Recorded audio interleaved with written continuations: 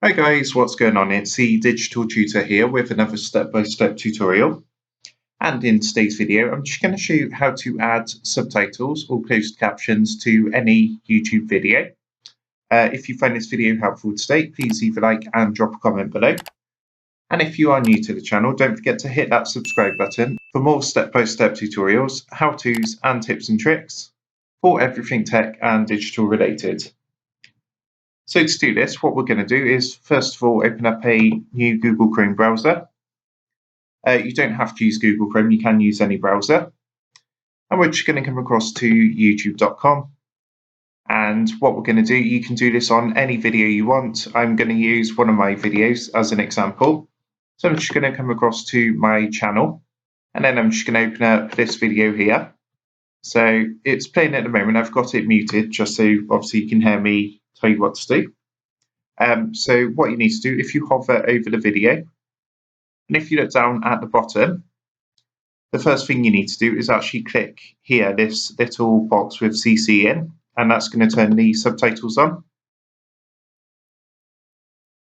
So at the moment you can see it's actually doing it in English, which is my native language. But if you want to change the language on the subtitles, what you can actually do is come down and click onto this gear cog icon, the settings icon down here.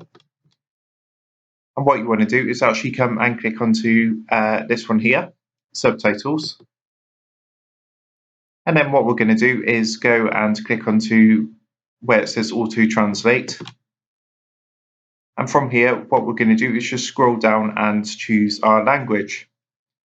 So because this uses Google Translate, it's not 100% accurate, but obviously it's going to convert the language as best as possible for yourself.